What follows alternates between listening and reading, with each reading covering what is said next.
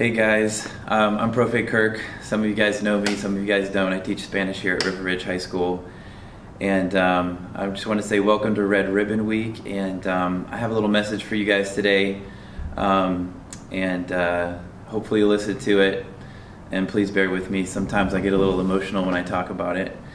But I normally share this with my students every year during Red Ribbon Week. But this year Dr. Martin asked me to make a recording and share it with everybody. So anyway, here it goes. So I just wanted to talk to you a little bit about my sister. She's my kid sister, my younger sister.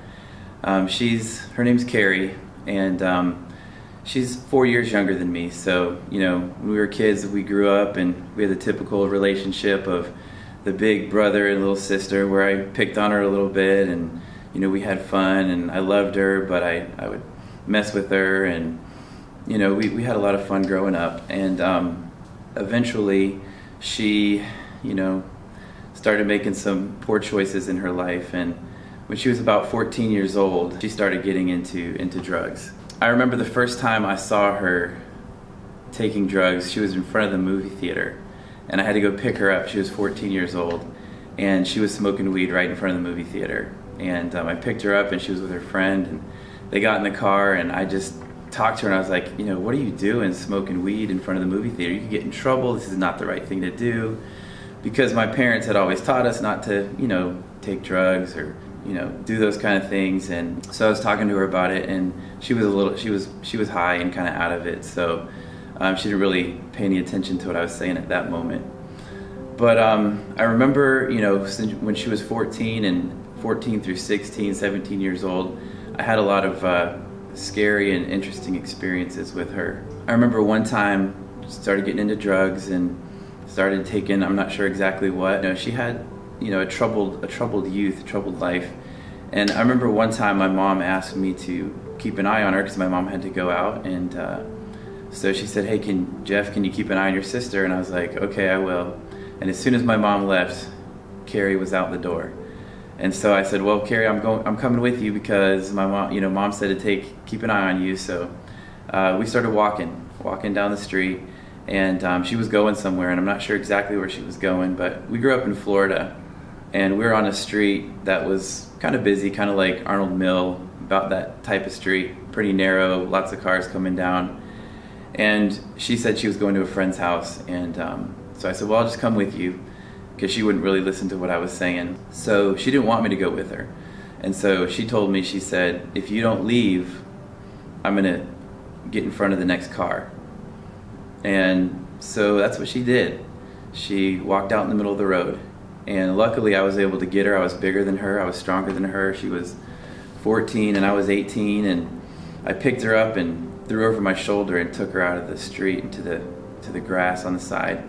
She clawed me and fought me and hit me, and you know, I was stronger than her, but there wasn't a whole lot I could do. So eventually I said, fine, Carrie, you can just go where you need to go, just don't go in the street. And I don't know where she went that night, but she was gone for a couple of days. I remember one time I came home, I was out with my friends, and I came home, and I was kind of like about midnight. My head hit the pillow, and as soon as that happened, I heard our minivan start.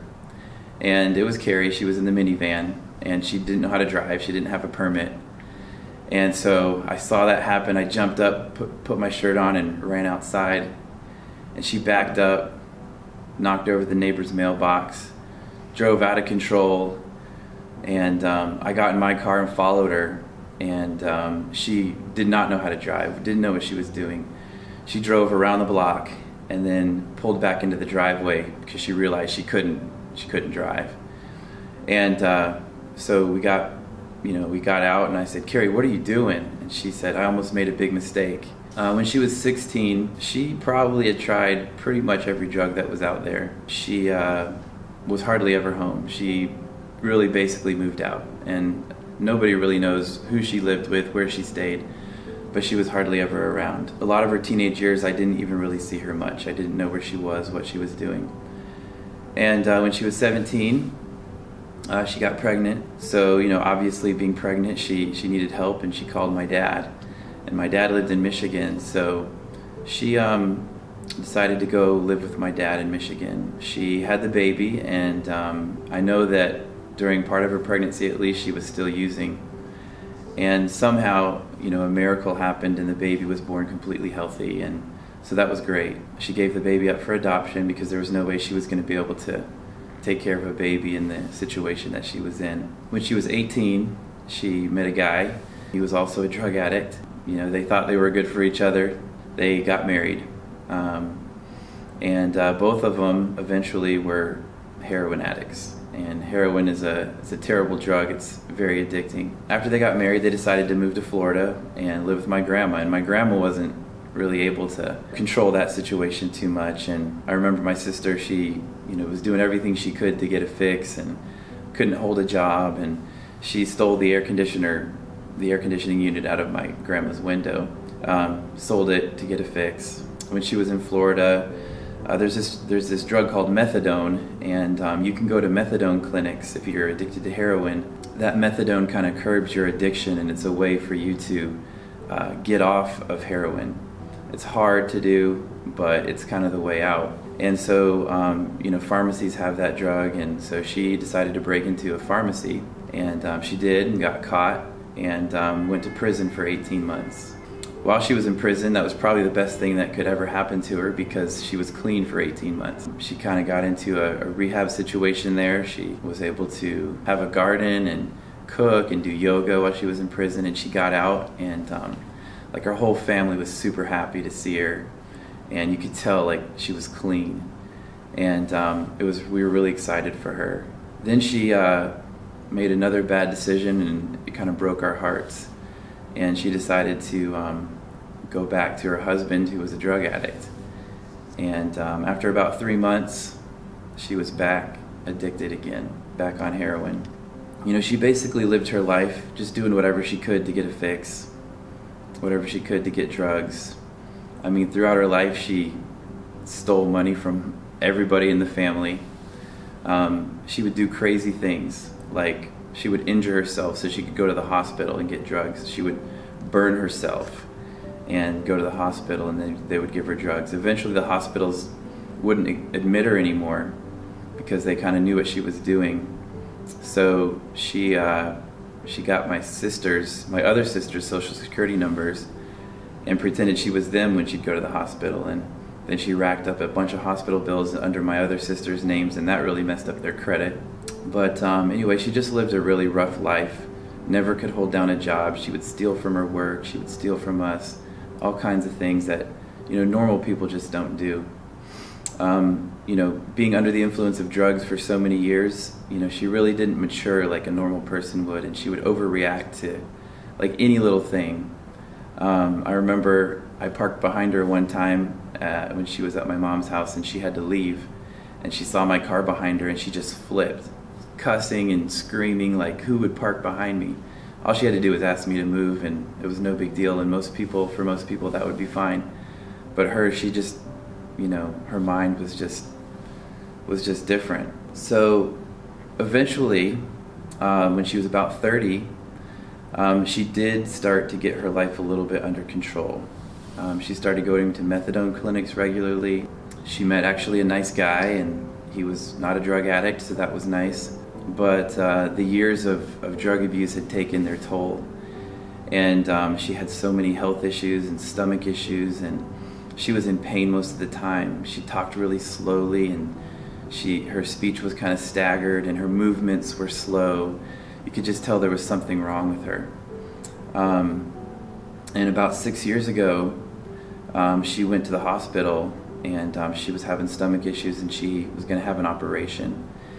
And the night before she was scheduled for the operation, she was in the hospital, and she got up to go to the bathroom, and as she was walking to the bathroom, she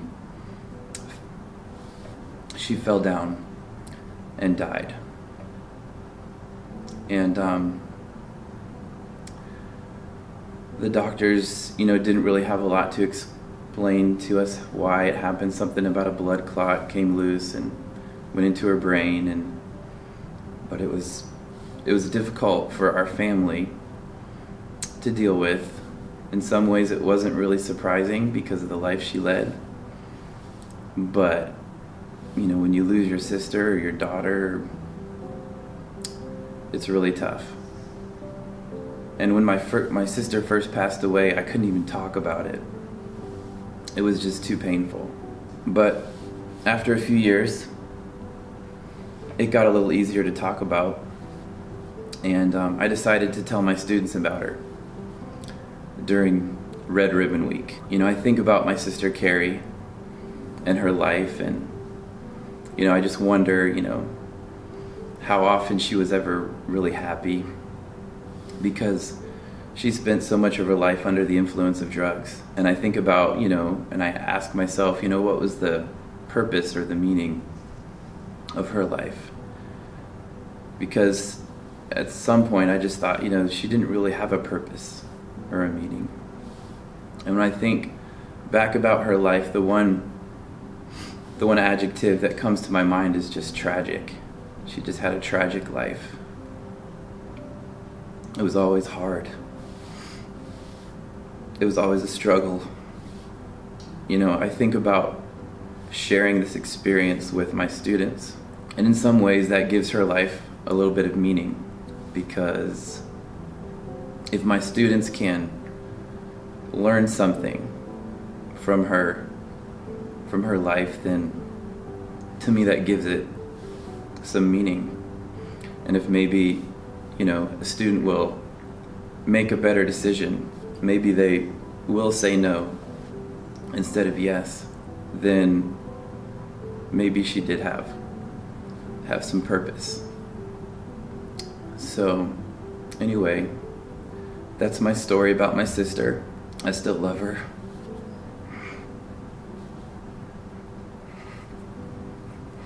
And I miss her. And I just hope that you guys hearing about her story might make you think a little bit, because you guys will have a chance to see drugs, to take drugs. You might hear people say they're no big deal, but I would just hate for your life to end up so tragic like my sister's. So anyway, as you go through Red Ribbon Week, and as you hear the little cheesy sayings about don't do drugs and get to sign the pledge, and just want you to think that, you know, it's serious. And the decisions you make now can, you know, really influence the rest of your life. Anyway, that's all I have to say about that. And you know, I hope you got something out of it. And that's it. Thank you.